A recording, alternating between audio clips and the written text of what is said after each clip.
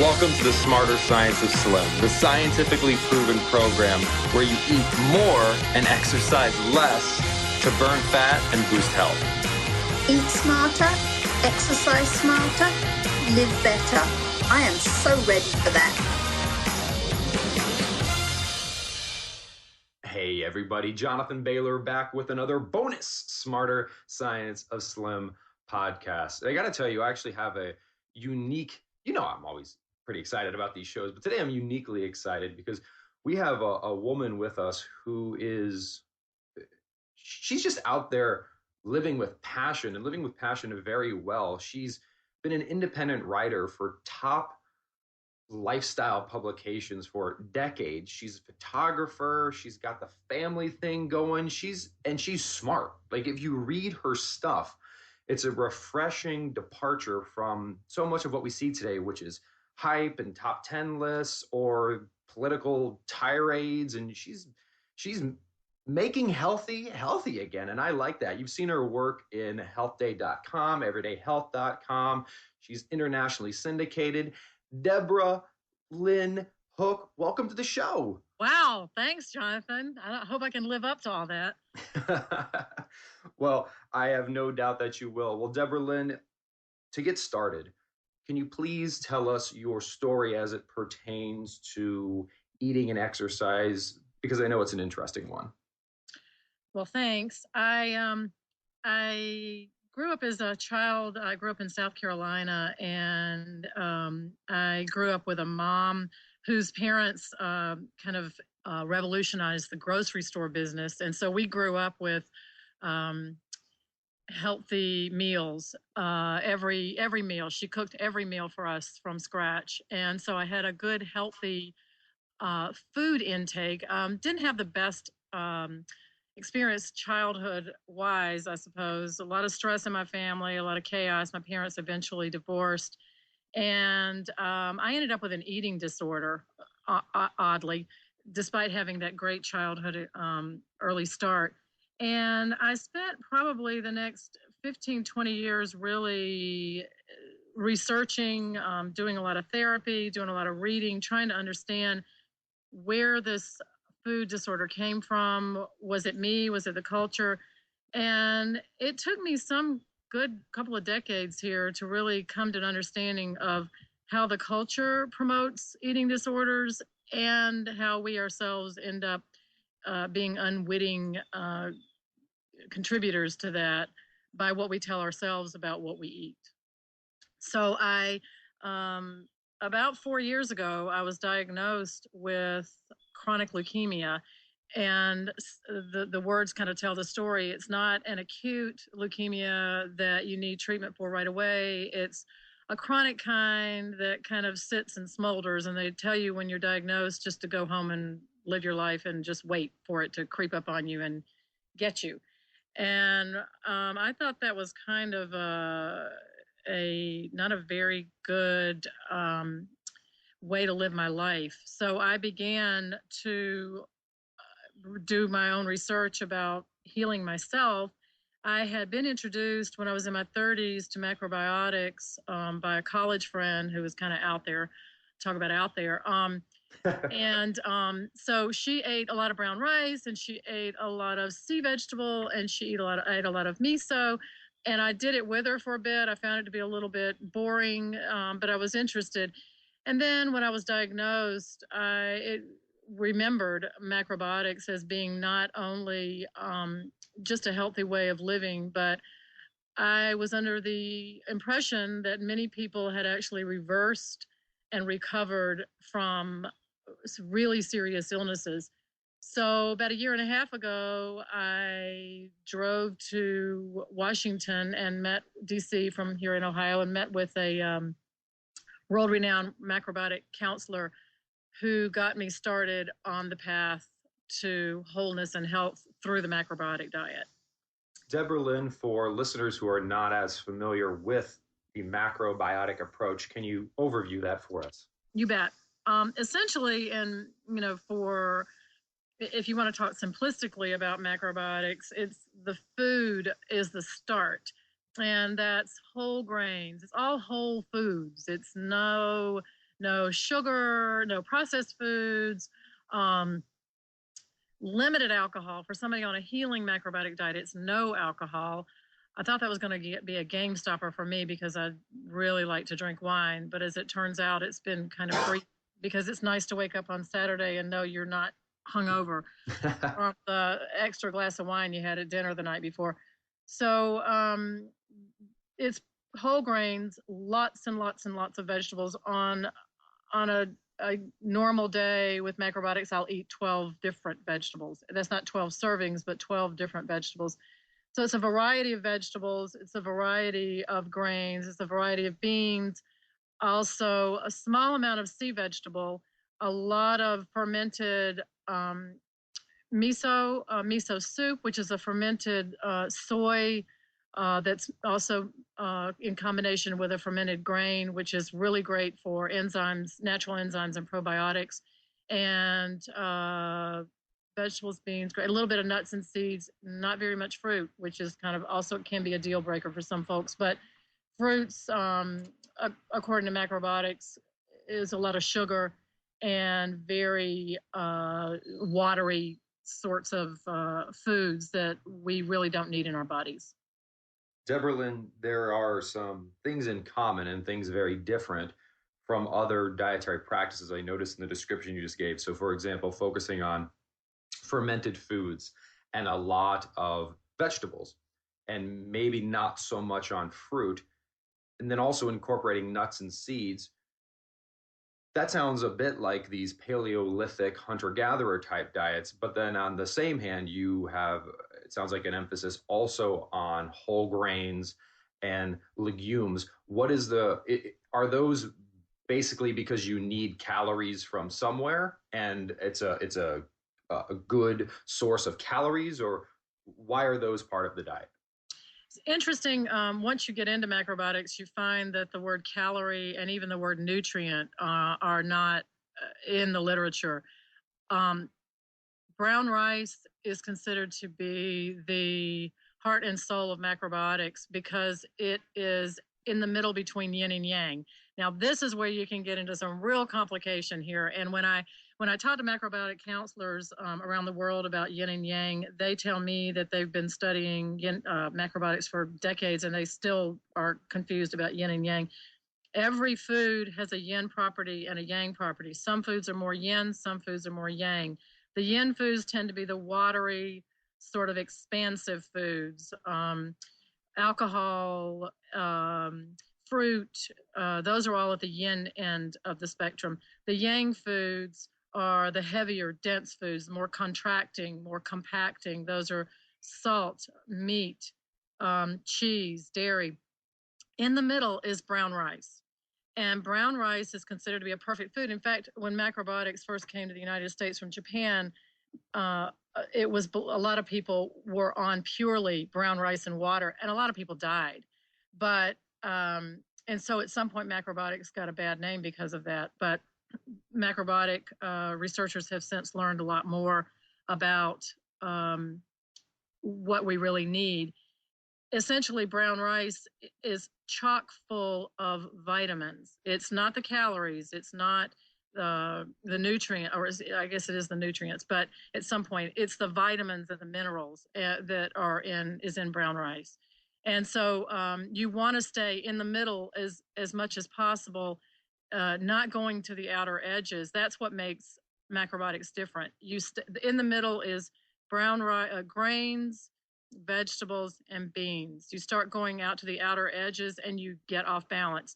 The whole point of macrobiotics is harmony and balance. In fact, a lot of people say macrobiotics is not about brown rice, it's about living in harmony. So it's harmony and balance and balancing all the energies of the foods that's more important than anything. Debra, Lynn, with that very unique goal, it seems to make a lot of sense, this idea of a spectrum, and you're staying away from one end or the other and sticking in the middle. I see how brown rice then fits in the middle. So is a macrobiotic diet, by definition, a vegan diet? What's the relationship? A little bit of fish is on my particular diet. Macrobiotics like to say that at some point, macrobiotics is not about avoiding or denying yourself anything. It's about coming into balance so that you are in such balance, usually without animal products to begin with, that you eventually can eat a little bit more yin and then make sure that you balance it out with the yang.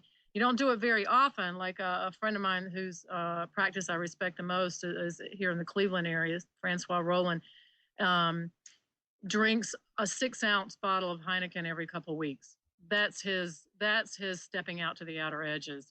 So, and then he might have something else on the yang side to counterbalance that. When I used to, it's interesting to me now that I'm aware of this. When I used to, if I would have 2 or 3 glasses of wine, 2 glasses of wine at dinner, the next day I would want cheese and fatty foods, and I never understood why. But I know now it's because the wine was yin and the cheese and the meats are yang.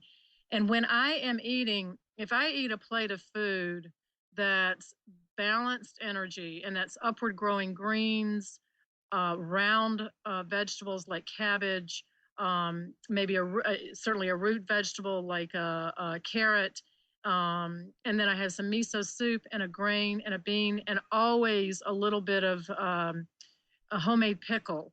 The very, very important part of the macrobiotic philosophy is putting microbes in your body so that the enzymes can help digest the food so that you don't have to do all the work.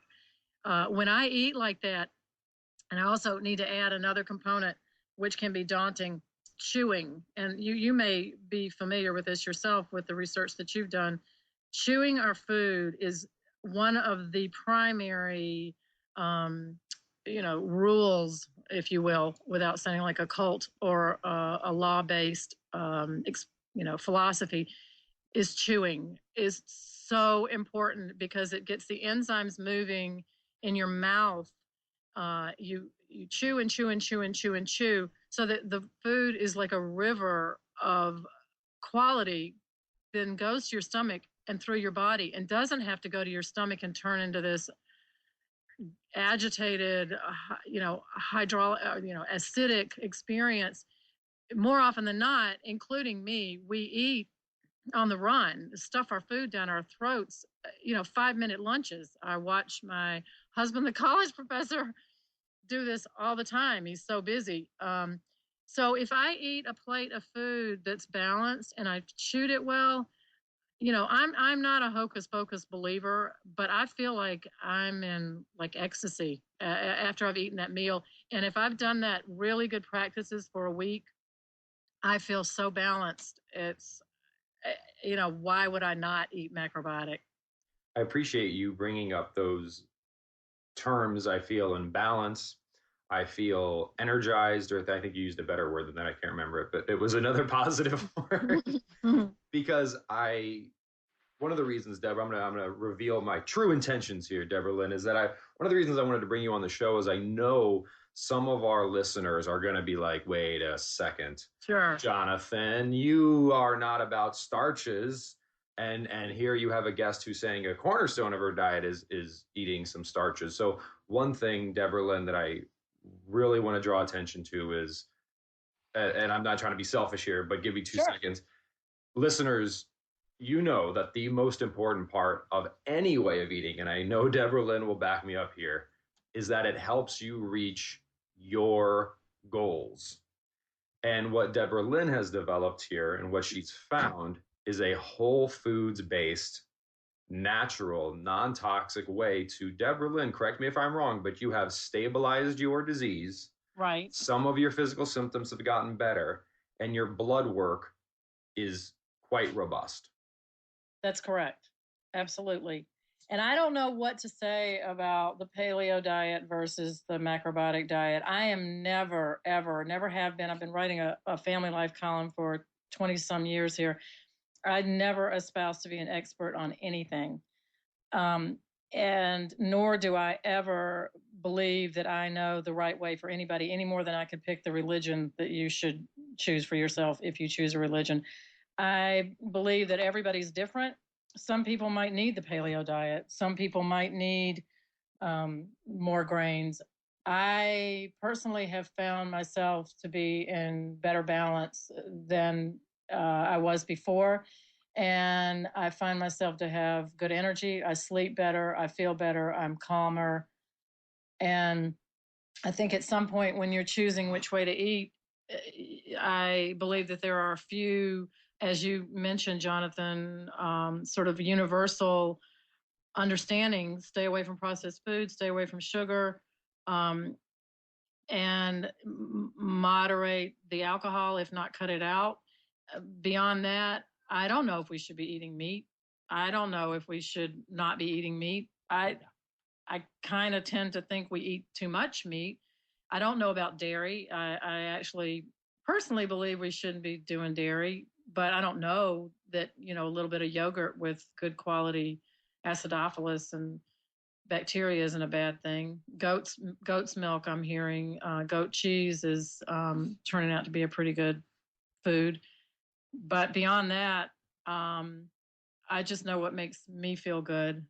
And somebody who grew up in Africa, somebody who grew up in Florida might have a different experience. Debra, Lynn, you mentioned I'm not an expert in nutrition. And what I think you represent so well, though, based on your heroic stabilization of a deleterious and tragic disease, is that you are an expert on yourself. And we are all experts on ourselves. Yeah. But I think we lose sight of that. In fact, we look everywhere else. Like the last place we look often for nutritional guidance is ourselves and Right. how we feel. Right. Yeah, that's has been a lifelong quest, really. I mean, I credit the genes that I was given for being a chronic searcher, and I guess chronic is a sort of a pejorative word, but for being a lifelong seeker. And one of my most challenging quests has been seeking myself and finding my instincts and being courageous enough to follow my instincts. I do this every time I go to the doctor. And he looks at me and he says, at some point, we would like to consider treatment at such and such a point. And, or he said to me the other day that so and so had agreed at some point, at this particular point on the chart is where we would begin treatment. And I said, Doctor, with all respect, if we lived in the same town, I'd want to hang out with you, but I don't know who this we is because I didn't agree to it. Mm-hmm. And at some point, we have to stand up and say no a few times before we gain our sea legs. And we have to wade through a lot of stuff to get to the truth of ourselves. One of the ways that I do that, in addition to being macrobiotic, I've also added a meditation practice to my day. I walk outside, often barefoot, next to a natural prairie land. I do some natural energy practices. I do yoga. I spend a lot of time trying to be quiet with myself so that I can get to those instincts. Being quiet with yourself, being in touch with nature, Debra Lynn. We also talked earlier about these universal principles, non-processed foods, things like that, actually eating food, not edible products. And it seems like another universal characteristic of health for anyone who's involved or wants to be healthy is to minimize the amount of negative emotions such as anger or things like that. And the reason I bring that up is because it seems like sometimes those who are most passionate about health, myself included, and I try to work on this, we do something very unhealthy. And that's we get angry if people don't follow or adhere to the same nutritional practices that we do. And how ironic is it that this pursuit of health then turns into something ultimately unhealthy and a stressor and a source of negative energy? I wish you could see the look on my face. I'm so getting this. I so get this. I so respond to this. Right off the bat, what I'd like to say about negative emotion is that, a counselor, a therapist once said to me, "What is a negative emotion?" We all have anger. We all have sadness. We all have frustration. We all have disappointment. And if we don't allow ourselves to have those very human feelings, then we're not being true to ourselves. And if you're not being true to yourself, then you're locking part of yourself away. I don't believe in necessarily quote unquote wallowing in negative emotions, but I do believe in experiencing them, naming them, understanding where they came from. And then if you don't like the way you're feeling, try to spin it in some way. Try to be respectful of yourself. Same with feeling negatively about people who don't eat the way you eat. And I can tell you that one of the challenges of being macrobiotic, because it's so unusual, is the isolation. I've lost, I wouldn't go so far as to say I've lost friends, but I've lost some big social groups that I used to eat and drink with. That was what we did. And we don't get together anymore. But as my 16-year-old very wise son said the other day, "But Mom, you're making other friends." So somewhere along the way, I feel compassion and sorrow for people who don't get it more than I do anger. And I try to stay away from mainstream grocery stores. I've been known to walk in a mainstream grocery store and cry. And I know that sounds a little maudlin. I'm really not a maudlin person, but trying to shop for my family, and I just stand there and cry. I'm like, what is this stuff? And who is in charge? That's when I get angry. I get angry at the people who made us like this. Because at some point I see the rest of us as unwitting, we're just duped. I met a man the other day who was probably in his 70s, who was overweight and walking with a cane. And I just happened to meet him through another friend, and we were talking, and I was just enjoying his stories of his life and how he was getting ready to move to another place because his health was bad and he needed to be near his family. And he had this health problem, that health problem, diabetes, and he was overweight, and et cetera. And I said, just casually, I wasn't even trying to be judging. I said, how's your diet? What do you eat? And he looked at me like, what? How is that connected? And he said, I eat good. I go to McDonald's and have a nice, burger for lunch. And I have chicken and French fries and baked potatoes. And it blew me away that he did not have even a vocabulary. He had no clue what was available to him, and how he'd been living was probably a major contributor, if not the number one contributor, to why he was in the shape that he was in. Debra, Lynn, it's so important for people like me, people like you, everyone listening, to remember those types of stories, and maybe to even go out to the local grocery store and ask around and ask a few questions, because it's really easy to forget about the 99% of the population that doesn't listen to nutrition podcasts and doesn't spend decades finding the right formulation of food that makes them feel balanced and energetic. And if we are to direct our efforts externally, it would seem that directing them towards making that supermarket less of a crime against humanity is a place we could all agree on. And we need to, because wow, we're up against some pretty big competitors.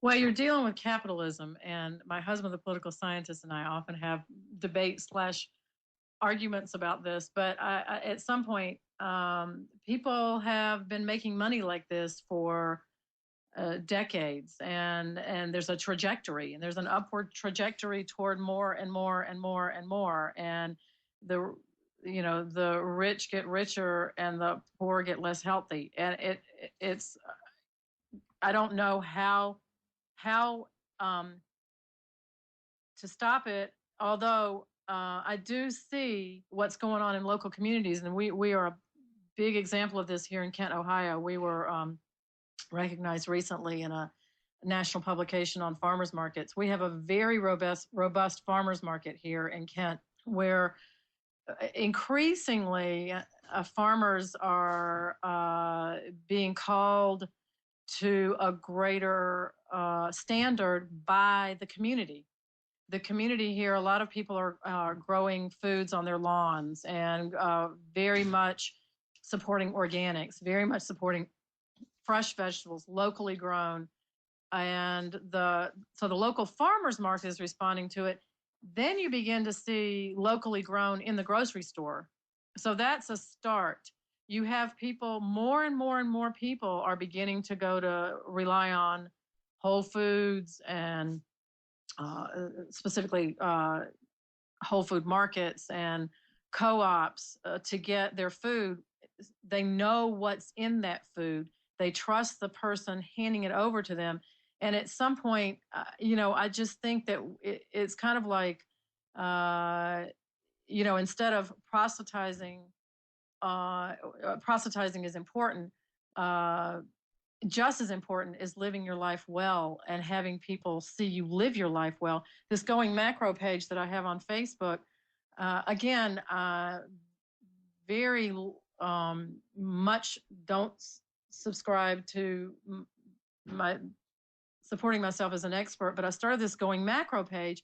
The very words are going macro, meaning I'm on a journey and please come help me with it. So I get a lot of people on my page saying to me, thank you so much. This is so inspired. This is so inspirational. Just seeing this plate of food that you made today makes me want to make this plate of food. It looks so beautiful.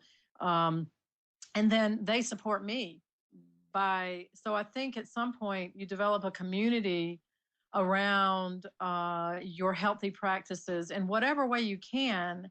I have a friend who comes over twice a week and she brings the vegetables, I make the grain and the bean and the soup, or she brings the grain and I make the soup, and we have a meal together.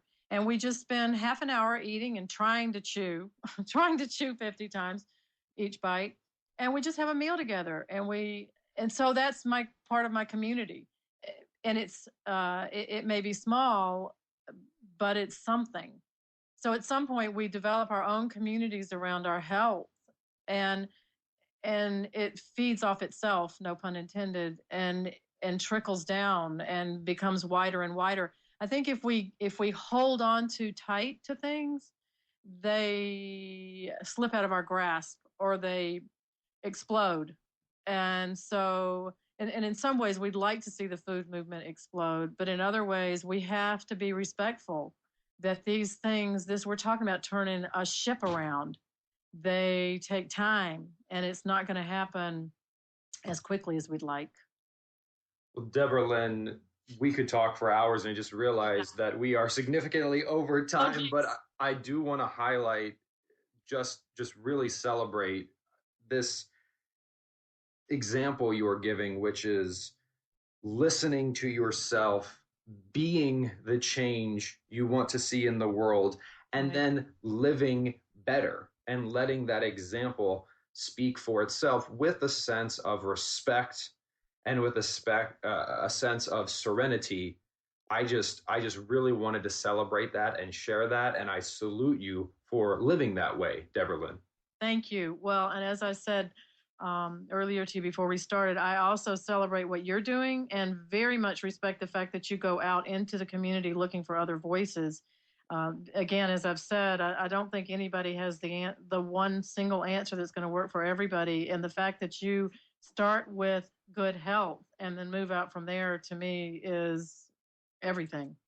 Well, thank you so much, Debra Lynn. It's been an absolute pleasure chatting today. And folks, if you want to learn more about Debra Lynn, she has many resources on the web. For example, she has her personal website, which is DebraLynnHook.com. You can also check out her Facebook page that she mentioned. Just search for Going Macro on Facebook. And of course, you can just search for her name, which is Debra/Lynn with 2 N's Hook. Debra, thank you so much for joining us today. Thank you, Jonathan, very much. Listeners, I hope you enjoyed this conversation as much as I did. And please remember, this week and every week after, eat smarter, exercise smarter, and live better. Chat with you soon. Wait, don't stop listening yet. You can get fabulous free SANE recipes over at carriebrown.com. And don't forget your 100% free eating and exercise quick start program, as well as free fun, daily tips delivered right into your inbox at bailorgroup.com. That's BAILOR group.com.